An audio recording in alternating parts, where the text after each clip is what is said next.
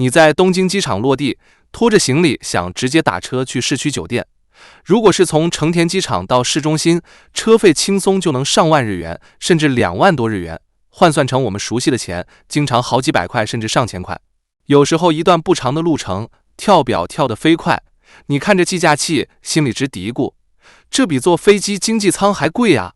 很多人去日本旅游都会提前叮嘱自己，尽量别打车，能坐地铁就坐地铁，能走路就走路，因为出租车真的不是一般人随便能消费得起的。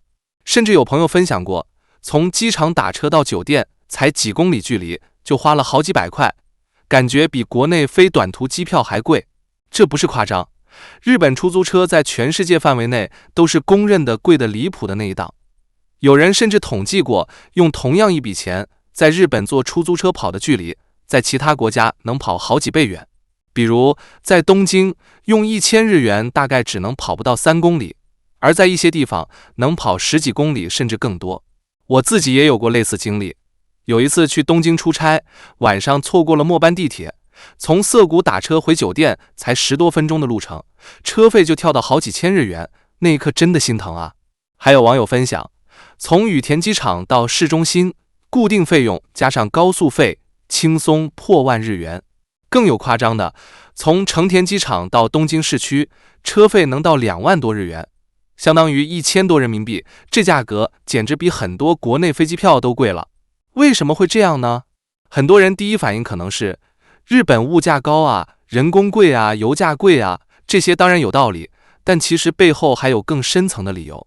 我们一个个来拆解，保证让你听懂为什么日本出租车能贵成这样。首先，最直接的原因就是运营成本高得惊人。日本出租车不像我们这里那么多私家车改的网约车，日本的出租车基本都是专业公司运营的车辆，这些车要买要养，成本一点都不低。车辆本身就贵，很多出租车用的是丰田皇冠或者专门的出租车车型，比如现在流行的 JPN Taxi， 这种车设计的特别人性化，有大滑动门，便于老人和带行李的人上下车，还用的是混动系统，环保又省油。但购置价格呢？一辆下来好几百万日元，远比普通轿车贵。保险、税费加起来，一辆车下来就不是小数目。而且日本对车辆维护要求极高，每3个月就要小检查，1年1次大检查，这些检查和保养的费用全都要算进运营成本里。车内还要保持干净整洁，座椅套、地毯定期更换清洗，白手套、制服，这些细节加起来，成本自然就上去了。想想看，一辆出租车一天跑几百公里，磨损大得很，轮胎、刹车、机油，这些更换频率高，费用摊下来，每个乘客都要分担一部分。再来说油价和各种税费，日本的汽油价格本来就比很多国家高，虽然现在用了很多混动车，但出租车天天跑，油耗或者电耗还是大得很。而且停车费、过路费，这些在东京这样的大城市都是天价。出租车作为商业车辆，税费比私家车高多了，重量税、车辆税、保险费一项项叠加，负担重的让人喘不过气。还有高速费，日本的高速公路收费不低，从机场进城往往要走高速，费用直接加到车费里。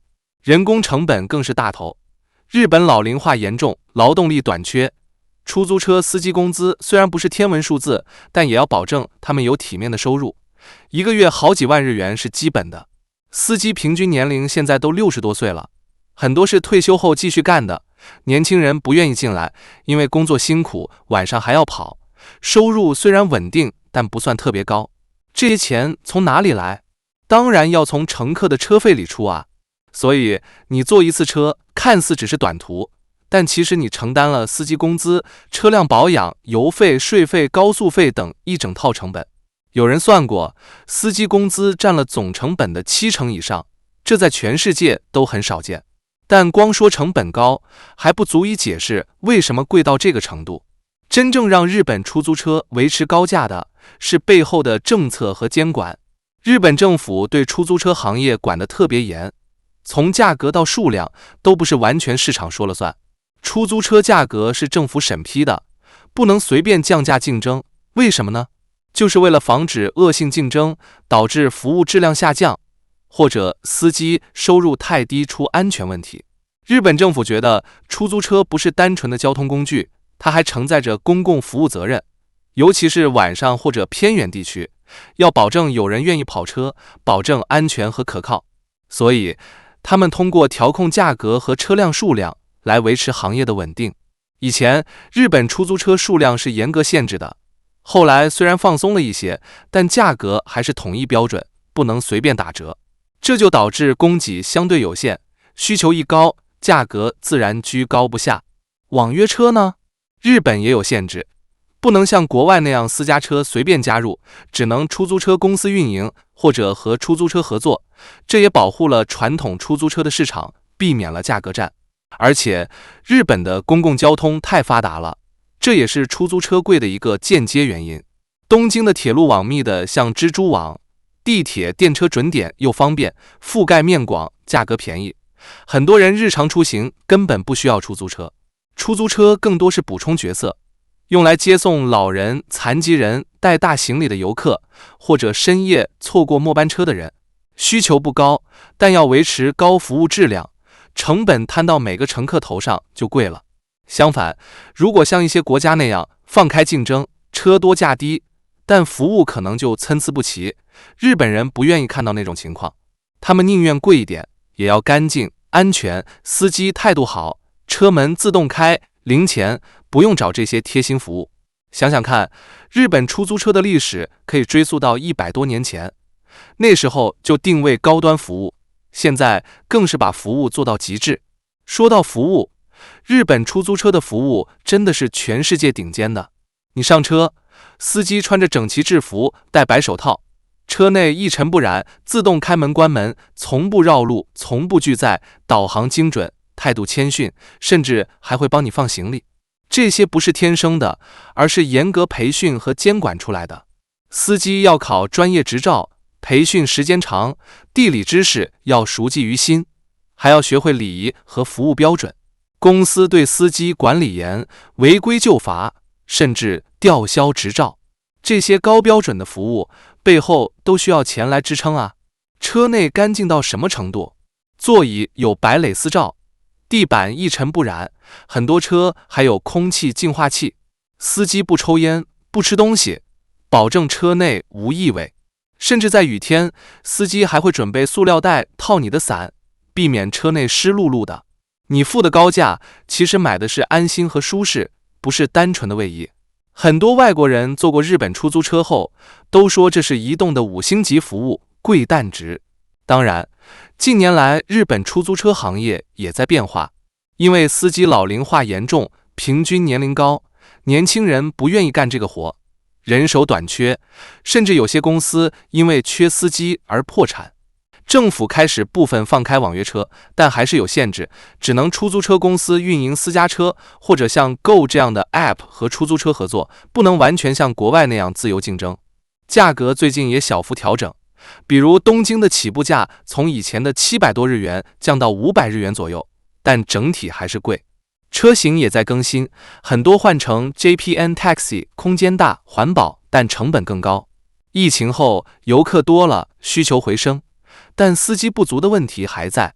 未来可能会有更多混动或者电动出租车，成本或许能降一点，但服务标准不会变，价格估计还是高位运行。除了这些，还有一些小细节加剧了贵的感受，比如深夜加价，晚上11点后到早上5点加2成到3成，因为要鼓励司机夜间出车。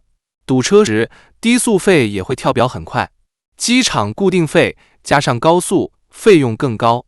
还有日本人自己也不常打车，本地人觉得贵，游客行李多或者赶时间才用，所以需求集中，价格难降。相比之下，公共交通那么好，为什么不做呢？地铁一趟才几百日元，准点干净，还能看风景。我还查过一些数据，日本出租车总数大概20多万辆，东京有好几万辆，但人均占有率不高。司机收入呢，虽然月入20-30万日元，但扣除各种费用，净收入不算特别高，还要长时间工作。行业最近还有破产潮，因为缺司机，车辆闲置，成本高企。有些公司退场了，但整体价格没降，反而因为供给减少，可能更贵。听了这些，你是不是对日本出租车贵有了新理解？它贵不是因为贪婪，而是因为高成本、高标准、高监管，加上公共交通太强，出租车定位高端补充，贵的有道理。它反映了日本社会对质量、安全、公平的追求。下次去日本，如果你预算充足，偶尔打一次出租车，体验一下那种贵族般的服务，也挺值得的。坐在干净的车里，司机彬彬有礼，自动门一开一关，那感觉真的不一样。但大多数时候，还是建议大家多用地铁，省钱又环保，还能融入当地生活。当然，如果你带大行李，从机场出来，或者一家人出行，分摊车费也划算。或者深夜回酒店，安全第一，打车最稳。总之，了解了这些理由，下次去日本就不会觉得被宰了，而是欣赏这种服务文化。还有一些小 tips 分享给大家。打车时准备好目的地日文地址，或者用手机地图给司机看，很多车有导航。支付可以用现金、信用卡，甚至一些 App 支持手机支付，不用给小费，那是日本忌讳。车门别自己开，司机遥控。空车是红灯，战车是绿灯或者黄灯。雨天难打车，提前用 App 叫。日本出租车贵，但它代表了一种生活态度，宁缺毋滥，追求完美，这也是日本吸引人的地方之一吧。好了，今天的分享就到这里。如果你有去日本打车的经历，或者对这个话题有什么看法，欢迎在评论区告诉我。我们下期再见。希望这个视频对你有帮助，点赞订阅哦。咱们下次聊更多日本有趣的事。